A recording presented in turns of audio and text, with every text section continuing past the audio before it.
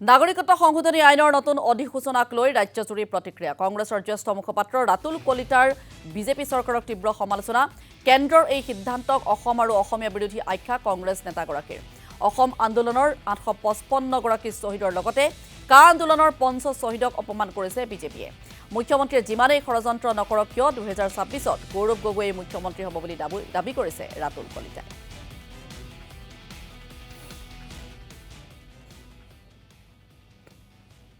হিমন্ত বিশ্ব শৰ্মা ডাঙৰীয়া 2024 চনৰ 31 ডিচেম্বৰলৈকে অহা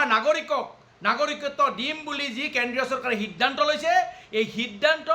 অসম আৰু অসমীয়া বিৰোধী এই সিদ্ধান্তই অসমৰ জাতীয় জীৱনলৈ ভাবুকি কঢ়িয়াই আনিব এই সিদ্ধান্তই অসমৰ ভাষা সংস্কৃতি বা অসমৰ জাতীয় সত্তাৰ বা সাহিত্যৰ প্ৰতি ভাবুকি কঢ়িয়াই আনিব আৰু এই যে সিদ্ধান্ত এই সিদ্ধান্ত 855 গৰাকী শ্বহীদক কৰা অপমান হ'ব আৰু এই সিদ্ধান্তই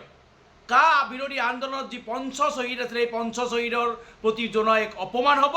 লগতে মই কৈছোঁ হিমন্ত বিশ্ব শৰ্মা ডাঙৰীয়া আপুনি আধুনিক অসমৰ বদনে যেনেকৈ নিজৰ ৰাজনৈতিক ভৱিষ্যত সুৰক্ষিত কৰাৰ কাৰণে মান জাপি দিছিল অসমত ঠিক তেনেদৰে আপুনি আপোনাৰ নিজৰ ৰাজনৈতিক ভৱিষ্যত সুৰক্ষিত কৰাৰ বাবে অমিত শ্বাহ আৰু মোদীৰ বুকুৰ কুটুম হ'বলৈ গৈ আপুনি যি বিদেশী নাগৰিকক আমাৰ অসমত জাপি দিব বিচাৰিছে আপুনি যে অসমৰ ভূমিপুত্ৰসকলৰ হাজাৰ হাজাৰ বিঘাৰ মাটি বহিৰাগতক মানে গোটাব বিচাৰি আছে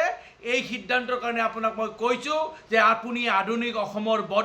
বদনৰ যেনেকৈ পতন হৈছিল আপোনাৰো পতন নিশ্চিত হিমন্ত বিশ্ব শৰ্মা ডাঙৰীয়া মনত ৰাখিব